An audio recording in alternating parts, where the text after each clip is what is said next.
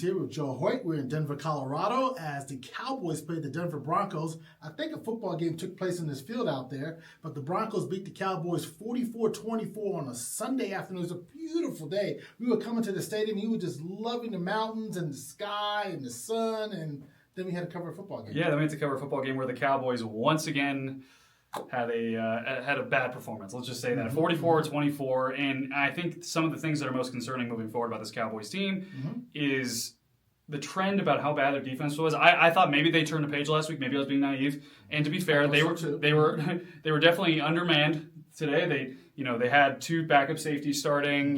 They had only four linebackers. Their backup safeties today were actually corners. But they were undermanned and outgunned today. And I thought that Denver, it was easy. At one point in the first quarter, at the end of the first quarter, they were averaging 13 yards a play. They averaged 7.5 yards per play by the end of the game. The defense is so concerning. And I'll tell you what, the offense and how they are away from home, away from AT&T Stadium, away from the good confines of that's starting to be a little bit of a concern too. I thought today the crowd, it was kind of like a slow rumbling thunder throughout the game on third down. You saw a bunch of pre-snap penalties for the Cowboys, kind of looking a little bit like they did under Mike McCarthy. It was a struggle. It was a struggle. The thing that surprised me the most was the Cowboys' offense. They couldn't get things going in the run game. The passing attack was just all over the place. Dak Prescott threw 2 interceptions. First time he's thrown a pick since week 2 when they played at Chicago. Overall, the Cowboys are now 1-3 on the road.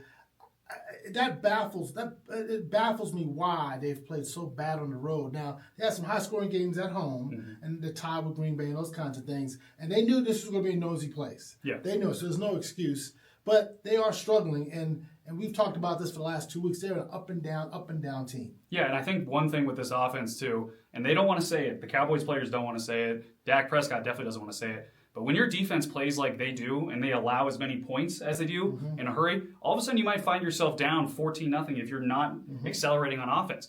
There comes a point where, okay, we got to get out of what we want to do because we have to catch up. And I thought you saw that again today. And I thought the most pivotal moment of the game actually came on third and goal at the opening drive. Cowboys just got an interception, Triquez Bridges on a really bad Bo Nix pass. They're in line, they're about to score in the end zone, they get a false start, a pre-snap penalty that takes from the 1-yard line to the 6-yard line.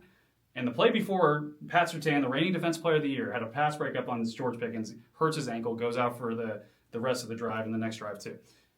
They send in Chris Abrams-Drain to replace him. And my thought immediately was, okay, one-on-one coverage, Tony Romo had this thought too on the broadcast, they're going to throw it right at him, right? Instead, Dak decides to go over to the right, throws it to CeeDee Lamb in a really tight coverage window with a safety crashing underneath and Riley Moss over the top. Riley Moss has the pass breakup. Next thing you know, they settle for 3 points. You can't settle for 3 points down there right now if you're the Cowboys offense. And I think that set the stage for a while. One thing that Dak noted and Schottenheimer and even Pickens noted, because of that pass rush, they had to make that choice at the line of scrimmage. And Dak said, hey, I have 2 number 1 wide receivers. I'm not afraid to go throw it to CeeDee Lamb. He's like, I don't care who the corner is. I'm going to attack. I'm not going to second-guess myself. But to be honest, I wonder if he might second-guess himself a little bit when he saw George Pickens wide open.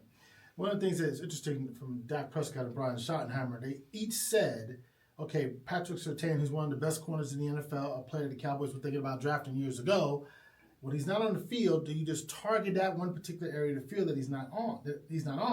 And Schottenheimer and Prescott each said, no, it's not as easy as you think. So everyone can say, well, okay, but in their defense, they have 2 number 1 receivers. George Pickens has played well this year, as has CeeDee Lamb. So I understand where Dak's coming from, where it's third and goal, I'm throwing to CeeDee Lamb. But hey, we're not asking you to go to CeeDee Lamb 100 times today. Yeah. We're just saying in this one particular situation, you got George Pickens against a backup corner, you target him in the end zone. And Schottenheimer talked about, hey, we really could have used 7 points there because the second possession, they went 3 and out. Yeah, no doubt. And I'm not trying to make too much of one play in particular, but one thing that drive had shown the entire time was that they were pretty much doubling CeeDee Lamb a lot on that opening drive and saying, hey, Pat Surtain, you take George Pickens one-on-one. That's your guy. Right. And he did pretty good on him in the beginning, right?